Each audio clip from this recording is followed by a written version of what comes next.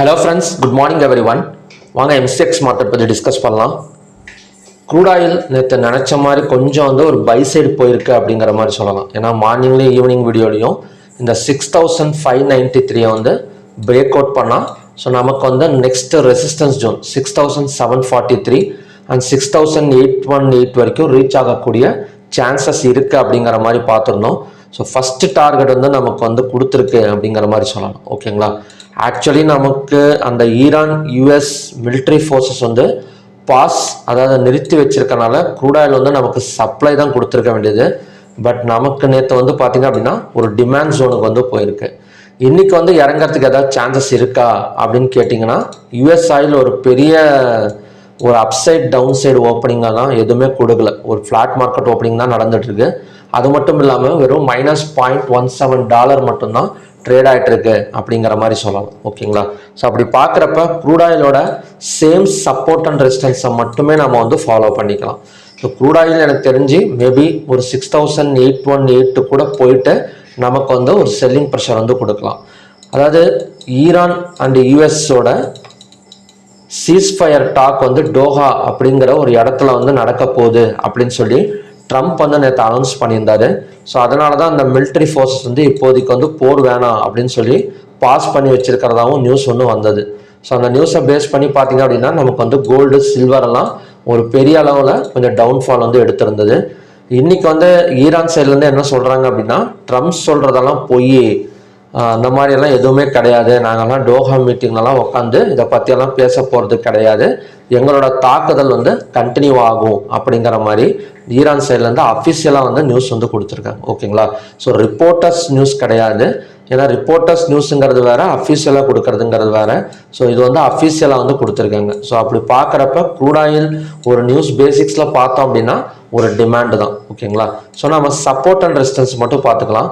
So இந்த 6743க்கு மேலே candles ஒரு ஓப்பனிங் கொடுத்தது அப்படின்னா நமக்கு நெக்ஸ்ட் டார்கெட் 6818. ஸோ இந்த 6818 தான் நமக்கான டபுள் டாப் ரெசிஸ்டன்ஸ். இந்த இடம் வந்ததுக்கப்புறம் 215 minutes candle red colour candle form ஆனால் மட்டும் இந்த இடத்துல ஒரு செல் சைடு கன்ஃபர்மேஷன் கிடைக்கும். ஸோ அதோட ஃபர்ஸ்ட் டார்கெட்டுங்கிறது 6743, செகண்ட் டார்கெட்டுங்கிறது 6593. ஓகேங்களா? ஸோ மற்றபடி கொஞ்சம் கீழே இறங்கி ஓப்பன் ஆனால் ஒரு ஃப்ளாட் மார்க்கெட்டுக்கு ஓப்பனிங் நடந்தது அப்படின்னா ஃபஸ்ட்டு 15 மினிட்ஸ் கேண்டலோட ஹை அண்ட் லோ வச்சு தான் buy and sell side confirmation நம்மளால் ப்ரிடிக்ஷன் பண்ண முடியும். ஓகேங்களா? ஃபஸ்ட்டு 15 மினிட்ஸ் கேண்டலோட லோவை பிரேக் அவுட் பண்ணால் செல் சைடு கன்ஃபர்மேஷன், ஹையை பிரேக் அவுட் பண்ணால் பை சைட் கன்ஃபர்மேஷன். ஒரு கேப் டவுன் ஓப்பனிங் நடக்குமான்னு கேட்டிங்கன்னா வாய்ப்புகள் ரொம்ப கம்மி. ஏன்னா $0.16 மட்டும்தான் WTI க்ரூட் ஆயில் நமக்கு வெறும் $0.13 மட்டும்தான் ட்ரேட் ஆகிட்டு இருக்கு. ஸோ அதனால் எப்படி நமக்கு ஒரு 20 பாயிண்ட் இல்லை 30 பாயிண்ட் குறைஞ்சி ஓப்பன் ஆகுமே தவிர ஒரு பெரிய அளவில் ஓப்பன் ஆகக்கூடிய சான்சஸ் இல்லை. ஸோ நெக்ஸ்ட் ஸ்ட்ராங் சப்போர்ட்டுங்கிறது 6593 க்ரூட் ஆயில். ஓகேங்களா? நெக்ஸ்ட் நம்ம நேச்சுரல் கேஸ் பார்க்கலாம்.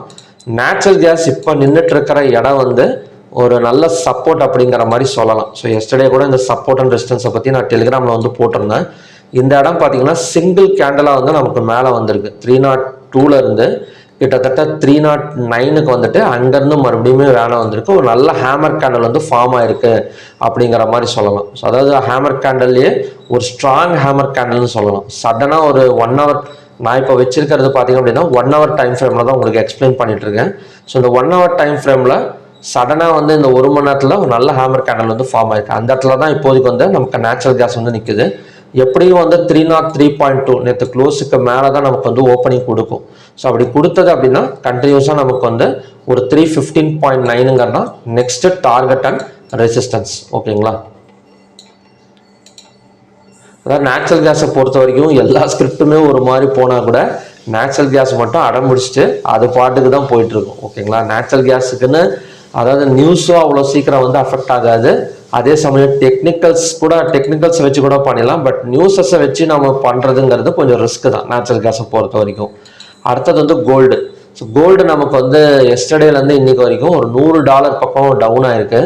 ஸோ இன்னைக்கு ஒரு நல்ல சப்போர்ட் எடுத்துட்டு மேலே வந்துட்டு இருக்குன்னு சொல்லலாம். கோல்டு ஒரு கேப் டவுன் ஓப்பனிங் நடந்தால் கூட மறுபடியும் கொஞ்சம் ரெக்கவரி ஆகிறதுக்கு சான்சஸ் இருக்குது. ஏன்னா ஆல்மோஸ்ட் நமக்கு $3,923 பக்கம் வந்திருக்கு. ஸோ கோல்டோட கிராம் ரேட்டெல்லாம் கொஞ்சம் இறங்கியிருக்கும். 13,300 கிட்ட ஒரு கிராம் வந்து வித்துட்டு இருக்கிறாங்க. இப்போ வந்து பார்த்தீங்க அப்படின்னா அகைன் வந்து ஒரு 300 ரூபா இறங்கி ஒரு 13,000 அந்த மாதிரி ரேஞ்சுக்கு செல் பண்ணக்கூடிய சான்சஸ் வந்து இருக்குது. ஓகேங்களா. ஸோ கோல்டை பொறுத்த வரைக்கும் ஒரு கேப் டவுன் ஓப்பனிங் 1,38,958 தான் ஸோ நெக்ஸ்ட் சப்போர்ட் ஜோன். இந்த மாதிரி கேப் டவுன் ஓப்பனிங் நடக்கிறப்ப கேப் ஃபில்லிங் ஏரியா இதுதான் பார்த்தீங்க அப்படின்னா நமக்கான next resistance zone 1,40,594. Silver. So silver அதே மாதிரி கேப் டவுன் ஓப்பனிங் தான். ஸோ சில்வர் வந்து ஒரு 10,000 பாயிண்ட் எதிர்பார்க்கலாம். ஏன்னா ஒரு டாலர் பக்கம் டவுன் ஆயிருக்கு. ஒரு 10,000 பாயிண்ட் எதிர்பார்க்கலாம். இந்த 2,10,029க்கு மேலே ஓப்பன் ஆனது அப்படின்னா இந்த இடம் வந்து ஒரு டபுள் பாட்டம் சப்போர்ட்டாக வந்து ஒர்க் அவுட் ஆகும். ஏன்னா நமக்கு கீழே இறங்கின வேகத்தில் கோல்டு அண்ட் சில்வர் வந்து ரெக்கவரி ஆகிட்டு இருக்கு. அதனால கண்டிப்பாக வந்து இந்த இடத்துல டபுள் பாட்டம் சப்போர்ட் எடுத்துட்டு மேலே வரதுக்கு சான்சஸ் இருக்கு. ஸோ இதையும் தாண்டி கீழே இறங்குனது அப்படின்னா 2,02,72 தான் so next support zone. So ஓவராலாக சில்வரோட அதிகபட்சம் லோ என்னவா இருக்கும் இந்த வாரம் அப்படின்னா ஒரு 2 லட்சம் வரைக்கும் இறங்கும். ஸோ அதுக்கு மேலேங்கிறது பார்க்கலாம் இந்த மாதிரி வந்து நடக்குது அப்படின்னு. அடுத்தது வந்து காப்பர். ஸோ காப்பர் எடுத்துக்கிட்டிங்கன்னா டபுள் பாட்டம் சப்போர்ட்டுங்கிறது 1,239. ஸோ இந்த இடம் வந்து ரெசிஸ்டன்ஸ் எப்படியும் நமக்கு காப்பர் கொஞ்சம் கேப் டவுன் ஓப்பனிங்காக தான் இருக்கும். 1,239ங்கிறது டபுள் பாட்டம் சப்போர்ட். ஸோ இந்த இடம் வந்து 1,217ங்கிறது தான் next resistance zone. So middle எந்த ஒரு ப்ரிடிக்ஷனுமே பண்ண முடியாது காப்பரை இப்போ பொறுத்த வரைக்கும். ஓகேங்களா. ஸோ காப்பர் நமக்கு ஒரு ரேஞ்சில் வந்து கீழே இறங்கிட்டு இருக்கு. ஸோ இந்த double bottom support work out ஆனால் இங்கேருந்து ஒரு 30 பாயிண்ட்ஸ் பக்கம் நம்ம வந்து எக்ஸ்பெக்ட் பண்ணலாம். பட் டேல வந்து பார்த்தீங்க அப்படின்னா ஒரு 5 to 10 பாயிண்ட்ஸ் பக்கம் இந்த டபுள் பாட்டம் சப்போர்ட்டில் வந்து ஒர்க் அவுட் ஆகக்கூடிய சான்சஸ் இருக்குது. ஸோ நான் இன்னைக்கு சொல்கிறது எல்லாமே வந்து ஒரு 1 hour கேண்டிலை வச்சு தான் நான் வந்து சொல்லிட்டு இருக்கேன். So gold and silver fall ஆகிட்டு இருக்கனால நெக்ஸ்ட் வந்து நம்ம கிஃப்டி நிஃப்டி போயிடலாம். கிஃப்டி நிஃப்டி வந்து ஒரு 25 பாயிண்ட் மட்டும்தான் நமக்கு வந்து பாசிட்டிவ்ல வந்து போயிட்டு இருக்கு. ஸோ நேற்று அந்த மிலிட்ரி ஃபோர்ஸ் வந்து ஸ்டாப் பண்ணியிருக்காங்க அப்படிங்கிற நியூஸ் வச்சு பார்க்குறப்ப நான் குறைஞ்சது ஒரு 150 பாயிண்ட் ஆச்சு ஒரு பாசிட்டிவ் ஓப்பனிங் வந்து எதிர்பார்த்தேன். பட் வெறும் ஒரு 25 பாயிண்ட்ஸ் மட்டும்தான் பாசிட்டிவ்ல இருக்கு. ஓகேங்களா. இன்னைக்கு வந்து சென்செக்ஸ் எக்ஸ்பைரி. ஸோ குளோபல் இண்டெக்ஸும் நமக்கு வந்து பாசிட்டிவ்ல தான் இருக்கு. அதுக்கப்புறம் பார்த்தீங்க அப்படின்னா கிஃப்டி நிஃப்டியும் இப்போதைக்கு பாசிட்டிவ்ல தான் இருக்கு. இன்னும் 2 hours டைம் இருக்கனால மேபி ஒரு 100 பாயிண்ட்ஸ் கொஞ்சம் மேலே வந்தது அப்படின்னா ஒரு நல்லா கொஞ்சம் நிஃப்டி எக்ஸ்பைரிங்கிறது ஒரு வாலட்டிலிட்டி எடுக்கிறதுக்கு சான்சஸ் இருக்கு. ஓகேங்களா.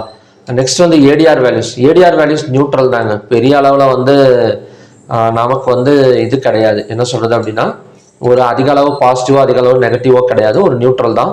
ஸோ டாக்டர் ரெட்டி லெபார்டரிஸ் கொஞ்சம் வந்து ஃபோக்கஸ் பண்ணலாம். ஏன் அப்படின்னா டாக்டர் ரெட்டி லெபார்டரிஸ் வந்து 6 நாளாகவே நமக்கு வந்து கொஞ்சம் ஹை வந்து போயிட்டு இருந்தது. நேற்று வந்து வால்யூம் அதிகமாக இருந்துச்சு. ஸோ அந்த இடத்துல இந்த மாதிரிலாம் ஏடிஆர் வேல்யூஸ் வந்து -3.38% கொடுத்தது அப்படின்னா ஒரு நல்ல ப்ராஃபிட் புக்கிங் நடக்கிறதுக்கு சான்சஸ் இருக்கு. டாக்டர் ரெட்டிஸ் லெபார்டரிஸ் ஆல்ரெடி நேற்றே வந்து கொஞ்சம் ப்ராஃபிட் புக்கிங் பண்ணிட்டாங்க. ஸோ இன்றைக்கும் இந்த ஏடிஆர் வேல்யூஸ் 3.38% கொடுத்துருக்கனால நமக்கு அகைன் வந்து ஒரு ப்ராஃபிட் புக்கிங் நடக்கிறதுக்கு சான்சஸ் வந்து இருக்குது. ஓகேங்களா. ஸோ ஓகே ஃப்ரெண்ட்ஸ், இதான் பார்த்தீங்கன்னா இன்றைக்கான conditions. So Nifty gap down விழுந்தாலும் கொஞ்சம் ரெக்கவரி எடுக்கும். இல்லை அப்படின்னா ஒரு பிரேக் அவுட் பாயிண்டெல்லாம் நேற்று ஈவினிங் வீடியோவில் வந்து நம்ம டிஸ்கஸ் பண்ணியிருக்கோம். ஸோ அதை வாட்ச் பண்ணிக்கோங்க. ஓகேங்களா. ஸோ ஆல்ரெடி நிஃப்டிலலாம் பார்த்தீங்க அப்படின்னா ஒரு டபுள் பாட்டம் சப்போர்ட் எடுத்துகிட்டு ஒரு நெக்லைனை பிரேக் அவுட் பண்ணதுன்னா கண்டினியூஸாக மேலே வரத்துக்கும் சான்சஸ் இருக்குது. ஓகேங்களா. ஸோ ஓகே ஃப்ரெண்ட்ஸ், மறுபடியுமே பார்த்தீங்க அப்படின்னா இன்னொரு நல்ல ப்ரிடிக்ஷன் வீடியோட நான் வந்து உங்களை மீட் பண்ணுறேன். Thank you very much.